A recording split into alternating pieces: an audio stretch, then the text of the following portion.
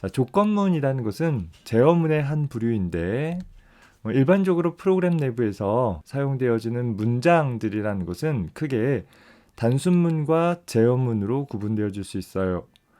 우리가 이제까지 사용했던 모든 표현들은 다 단순문에 속한다라고 생각을 하면 되겠습니다. 자, 단순문이다라고 하면 그저 하나의 표현식을 통해서 어떤 처리 결과들, 어떤 처리 행위들이 일어나고 그에 따른 어떤 효과들을 볼 수 있는 그런 문장들이 될 것이에요. 단순한 변수를 선언한 문장이라든가 혹은 간단한 연산문 혹은 함수 출문들이 모두 이런 단순문에 속하게 될 것입니다. 여기서 함수라는 구조는 연관된 동작들의 집합인 하나의 블럭으로 구성되어져 있기는 하죠. 우리가 프로그램을 작성을 할 때 이렇게 함수와 같이 블럭으로 구성되어지는 부분들이 또 한 종류가 있는데 바로 제어문이라는 것들이 그런 블럭들을 구성을 하고 있습니다. 물론 모든 제어문들이 꼭 블럭을 가져야 하는 것은 아니라는 점에서 함수와는 살짝 다른 특징들을 갖고 있죠. 자, 제어문이다라는 것은 단순문과 다르게 다른 문장들의 실행 방식에 영향을 끼치는 그런 문장들을 보통 제어문이라고 부릅니다. 일반적으로 하나의 프로그램에서 각각의 문장들은 제일 시작서부터 스크립트 코드로 작성했다라고 하면 제일 앞에 있는 문장서부터 순차적으로 한 번에 하나씩 수행되어지는 그런 특징들이 일어나죠. 물론 저 가운데 함수 정의를 포함하고 있다라고 하면 함수 정의가 바로 실행되어지는 건 아니고 이런 함수가 있다라는 것을 확인하고 넘어가는 순서대로 해서 각각의 문장들이 처리가 되어질 것이에요. 자, 그런데 때에 따라서 프로그램을 작성하다 보면 어떤 일련의 단계들 중에 어느 하나를 선택해서 처리를 하거나 혹은 특정 단계의 문장들을 반복적으로 처리해줘야 하는 일들이 필요할 수도 있습니다.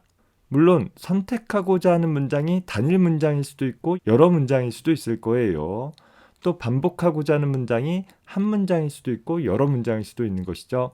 자, 이렇게 어떤 하나 이상의 문장들을 선택적으로 혹은 반복적으로 수행하고자 한다라고 한다면 단순문만을 가지고서 작성하기에는 한계가 있어서 가능하지 않을 것입니다.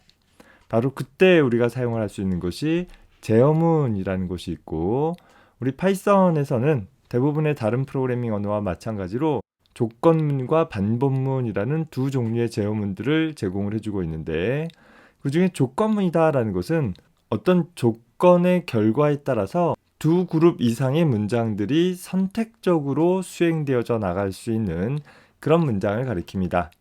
파이썬에서는 if라는 키워드로 제공되어지는 조건문을 하나 제공을 해주고 있어요. 반면에 반복문이다라는 것은 어떤 문장 혹은 문장들을 지정된 횟수나 어떤 조건을 만족하는 동안에 반복적으로 처리하고자 하는 그런 문장들을 가리키면서 우리 파이썬에서는 for라는 키워드와 while이라는 키워드로 제공되어지는 두 종류의 반복문들이 제공이 되어지고 있습니다. 자, 이런 조건문과 반복문에서 공통적으로 나타내는 것은 어떤 조건에 따라 뭔가가 일어난다라는 특징들이 있는 것이죠. 예를 들어서 우리가 뭔가 선택적으로 수행하고자 한다라든가 반복적으로 수행하고자 한다라고 하면 어떤 기준에 따라 선택을 할 것인지 또 언제까지 반복해야 할 것인지들을 판별할 수 있는 어떤 조건 평가식들이 필요하게 될 거예요. 아침에 집을 나설 때 우산을 가져갈지 말지를 결정할 수 있는 어떤 조건이 있을 것이고 내가 줄넘기를 한다라고 하면 줄넘기를 100번까지 했느냐 안 했느냐라는 것을 판별할 수 있는 어떤 조건들이 필요하겠죠. 따라서 이런 제어문들에서는 보통 조건 평가식을 통해서 제어문들을 어떻게 수행을 할지를 결정을 해 나가게 되는 것입니다. 자, 그래서 우리는 이런 조건 평가식들을 기술할 때 사용되어지는 비교 연산자와 논리 연산자들을 좀 살펴보면서 기본적으로 프로그램적으로 조건을 어떻게 기술하는지를 먼저 좀 확인을 해볼 것이고 그 내용을 기반으로 해서 오늘 시간에는 if 조건문이라는 것을 구성하는 방법을 살펴보도록 하겠습니다. 자, 먼저 살펴볼 것은 비교 연산자 혹은 관계 연산자라고 불리우는 연산자를 좀 살펴볼 것이에요. 어떤 변수가 됐던 상수가 됐던 프로그램 내부에서 사용되어지는 데이터들의 값을 비교할 때 사용을 할 수 있는 그런 연산자인 것입니다. 비교 연산자도 논리 연산자도 공통된 특징이 하나 있는데 그 연산의 결과가 참 혹은 거짓으로 나타난다라는, 우리 파이썬에서는 참의 논리를 나타내는 것이 true, 거짓의 논리를 나타내는 것이 false라는 거죠. 따옴표 없이 미리 지정되어진 키워드다라고 했었어요. 그래서 연산의 결과가 뭔가 비교를 해봤더니 그 결과가 맞다, 틀리다, 참이다, 거짓이다라고 판별을 해주는 그런 연산자이다라는 것입니다.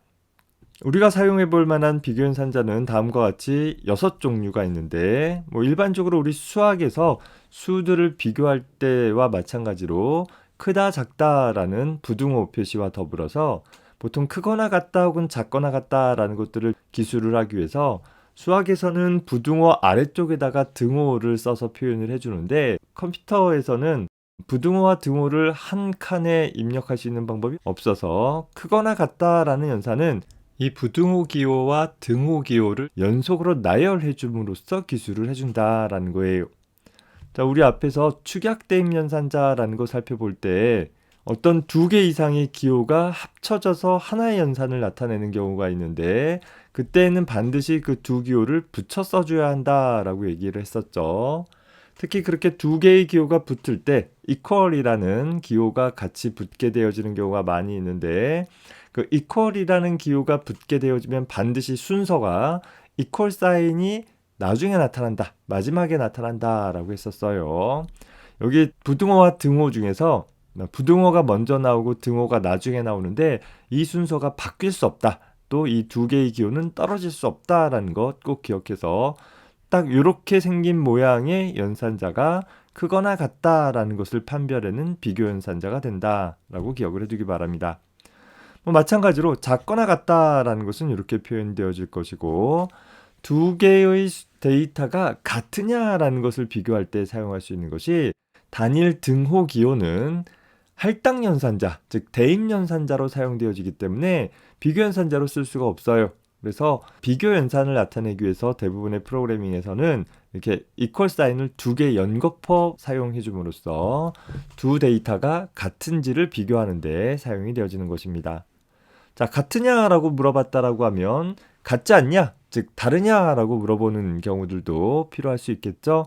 자, 그런 경우에는 보통 not equal의 의미로 제일 마지막에 나타난 느낌표 equal이라는 사인을 통해서 역시 2 피연산자항의 값이 서로 다른지를 평가해 볼 수도 있는 것입니다. 자, 옆에 사용 예들이 있는데, 등호와 부등호와 함께 사용되어지는 크거나 같으냐 혹은 작거나 같으냐 같은 연산은 예를 들어서 10이 10보다 크거나 같으냐라고 물어보면 두 수가 같아도 참인 것이고, 앞에 나오는 피연산자항이 더 커도 참의 논리를 갖는 거죠. 오로지 뒤에 나온 피연산자항이 더 큰 경우에 한해서만 거짓의 결과를 나타낸다라는 거예요. 마찬가지로 작거나 같으냐라고 한다면 앞에 있는 값이 작지 않을 때, 즉 앞에 있는 값이 더 큰 경우에 한해서만 거짓의 결과를 갖는 것이고, 같은 경우나 혹은 뒤에가 더 큰 경우에는 모두 다 참의 결과를 갖게 될 것입니다. 2 피연산자항의 데이터 값이 같으냐라는 비교는 이퀄 사인 2개 사용할 것이요, 같지 않느냐라는 것은 느낌표 이퀄의 표시를 사용한다라는 것 잘 기억을 해둘 수 있었으면 좋겠습니다. 자, 연산의 결과가 항상 true, false로 나오기 때문에 이런 비교 연산자를 사용하는 연산들은 단독적으로 사용할 일은 거의 없어요. 저런 true 혹은 false의 값을 얻어서 어쩌겠어요. 일반적으로 우리는 이 비교 연산들을 제어문 내부에서 사용되어 줌으로써 조건에 따라 어떻게 처리할 것인지를 판별을 할 때 내부적으로 사용을 하게 되어집니다. 이런 비교 연산자를 사용할 때 꼭 주의할 점은 같다라는 것을 나타내는 것이 이퀄 사인 하나만 써주면 절대 되지 않는다라는 것 꼭 기억해 두세요. 여러분들이 프로그래밍에 대해서 익숙하지 않기 때문에 이퀄 사인 하나만 두고서 마치 수학에서처럼 같은 것임을 나타낸다라고 잘못 생각하는 경우가 있는데, 그때는 대입의 처리가 일어나는 것이지 비교의 처리가 일어나지 않는 것이니까 원하는 대로 동작이 되어지지 않겠죠. 자, 더불어서 등호와 부등호가 결합되어진 연산자인 경우에 반드시 붙여 써주고 등호를 마지막에 위치해줘야 한다라는 그 순서도 잘 기억을 해두기 바랍니다. 뭐 가끔 이게 시험 때 프로그램 코드를 작성한다라고 한다면 컴퓨터가 있을 때는 오류가 발생할 테니까 명료하게 틀린 점들을 찾아낼 수 있다 하더라도 손으로 코딩하다 보면 이렇게 이퀄 사인을 하나만 쓴다라든가 혹은 부등호와 등호가 같이 결합되어진 경우에 등호를 수학에서처럼 부등호 밑쪽에다가 쓴다라든가 하면 다 감점의 요인이 되어질 수 있겠죠. 잘 기억하고 최소한 이번 한 학기 동안에는 내가 제대로 비교 연산자들을 사용하고 있는가를 두 번, 세 번 좀 확인을 해보는 습관을 갖기 바랍니다. 자, 그 다음에 소개되어지는 연산자로는 논리연산자라는 것이 있어요. 자, 논리연산자라는 것은 피연산장으로 어떤 논리값을 가지고서 두 개의 피연산장으로 제공되어지는 논리값들을 한 덩어리로 묶어주는 어떤 논리들을 조합하는 데 사용되어지는 연산자가 논리연산자입니다. 파이썬에서의 논리연산자는 AND, OR, NOT이라는 연산자가 있어요. NOT이라는 연산자는 단항 연산자로 피연산자를 하나만 취하고 AND와 OR 연산자는 이항 연산자로 피연산자를 두 개를 취하게 되는데, 자, 요 아래쪽에 나와 있는 표를 참고를 해보면 AND 연산이라는 것은 소위 교집합을 구하는 그런 연산에 비유해 볼 수 있어요. A and B라고 한다면 A라는 조건도 참이고 B라는 조건도 참이어야지만 참일 수 있는 그런 부분들을 나타내고자 했을 때 사용되어집니다. 다시 말해서 현재 A나 B 중에 어느 하나라도 거짓의 논리를 포함하게 되면 전체 연산의 결과는 항상 거짓의 결과값을 갖게 된다라는 것입니다. 반면에 OR라는 연산자는 A 또는 B라고 해서 A라는 조건이 만족되거나 혹은 A라는 조건을 만족하지 않는다 하더라도 A라는 조건이 만족되든지 안 되든지 상관없이 B라는 조건이 만족되어진다면, B라는 조건이 참이다라고 한다면 전체 논리값이 참이 될 수 있는, 그러다 보니까 얘는 A도 B도 모두 다 거짓일 때만 거짓의 결과값을 나타내 줄 수 있는 그런 연산이 되어지고 있어요. 얘는 우리 벤 다이어그램 같은 것으로 보면 A에도 속하고 B에도 속하고 어디에든지 속하기만 하면 된다라는 것을 나타내 줄 때 사용할 수 있는 거죠. 합집합 부분 정도로 생각을 해보면 되겠어요. 자, 그 다음에 마지막 나와 있는 not이라는 연산자는 not A 이렇게 사용을 하면 되는데, 각각의 논리값을 그냥 부정해 주는 거예요. 현재 내가 피연산자의 값이 참이면 전체적으로 거짓의 논리값을, 거짓이면 참의 논리값을 갖게 되는 거죠. 앞서서 다뤘던 다른 연산자들과 마찬가지로 피연산자를 절대 바꾸지 않는다라는 것이고, 각각의 논리연산자들은 필요한 만큼의 피연산자 항을 가지고서 이를 처리하고 하나의 결과값을 내주게 된다. 다만 그 내주는 결과값이 참의 논리, 거짓의 논리를 나타내는 값을 제공을 해주게 된다라는 것이에요. 우리 앞에서 연산자 우선순위라는 거 살펴봤었죠. 연산자들은 나름 우선순위가 있기 때문에 그것을 알면 우리가 굳이 괄호로 둘러쌀 필요 없다라고 했었어요. 여기 나와 있는 예에 보면 A가 100보다 큰 조건과 A가 200보다 작은 조건을 AND라는 저희 논리 곱 연산자로 묶어주고 있죠. 자, 그 얘기는 A가 100보다 큰 조건이 참이어야 하고 더불어서 A는 200보다 작아야 하는 조건이 참이어야 하는 A 값이 그 두 조건을 동시에 만족하는 경우에만 전체적으로 참의 논리를 갖겠다라는 거예요. 즉 100과 200 사이에 있는 어떤 숫자 값인 경우에만 참이다라는 것이고, 100보다 작거나 같거나 200보다 크거나 같은 경우에는 모두 다 거짓의 결과값을 갖게 될 것입니다. 반면에 오화 연산자 같은 경우에는 이렇게 써서 A가 100과 같거나 A가 200과 같은 경우를 나타내는 거죠. A 값이 100이면서 동시 200일 수는 없어요. 각각의 변수에는 하나의 데이터만 저장이 되어지니까. 하지만 A 값이 100이 되는 경우도 200이 되는 경우도 100이어도 200이어도 상관은 없고 그 두 가지 경우에 한해서는 전체적으로 참의 논리를 갖는다라는 것입니다. 자, 이런 연산자들을 사용을 할 때 보면 여기 이렇게 괄호로 감싸서 표현을 해주고 있는데, 우리 앞서서 각종 연산자들은 연산자의 우선순위를 가지고 있다라고 했었죠. 자, 그런데 이 연산자의 우선순위를 가만히 보면 논리연산자의 우선순위가 비교연산자의 우선순위보다 더 낮더라라는 거예요. 따라서 내가 여기서처럼 이렇게 굳이 괄호로 묶어주지 않는다 하더라도, 여기 나와 있는 괄호 표현들을 다 제거해버린다 하더라도 연산자 우선순위에 의해서 먼저 비교 연산이 각각 일어나고 그 비교 연산의 결과들을 묶어주는 식으로 처리가 되어진다라는 것을 하나 더 좀 기억을 해둘 수 있었으면 좋겠습니다. 조건평가식에 대한 간단한 예를 좀 살펴보도록 해봅시다. 간단한 테스트를 위해서 굳이 스크립트 모드로 작성하지 않고 대화식 모드에서 확인해 보도록 할게요. 자, A라는 변수에다가 10이라는 값을 B라는 변수에다가 20이라는 값을 넣었다라고 가정을 해봅시다. 이 두 변수의 값을 비교해보는 일을 먼저 수행해 보도록 할게요. 프린트 하기를 A의 값이 10과 같으냐라는 비교 연산을 해보면 10과 같으니까 true라고 출력이 되겠죠. 자, 대화식 모드에서는 좀 더 간편한 사용을 하기 위해서 연산의 결과를 출력하기 위해서 매번 출력문을 사용하지 않더라도 a = 10이라고 쓰면 연산의 결과값이 출력되어진다라고 했습니다. 이후 테스트 할 때는 굳이 프린트문 쓰지 않을게요.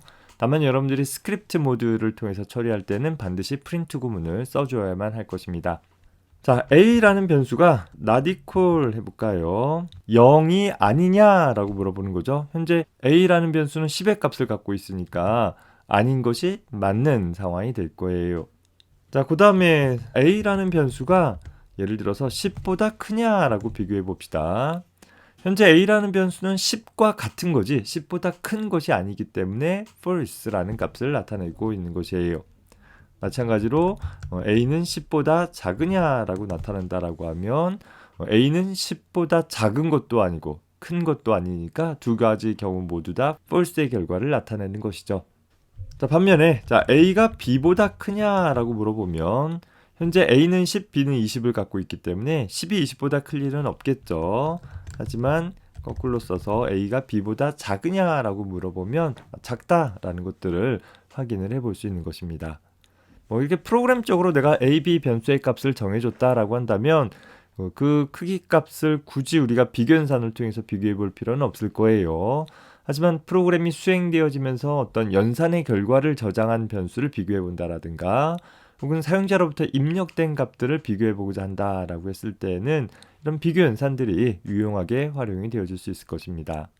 자, 사용자로부터 하나의 정수를 입력을 받았다라고 했을 때 그 입력받은 하나의 정수의 값이 어떤 범위 안에 들어가는지를 확인해 보고 싶을 때가 있을 거예요. 이렇게 작성을 해봅시다.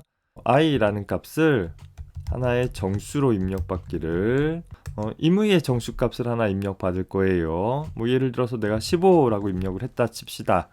현재 i라는 변수의 값은 15의 값이 들어있죠.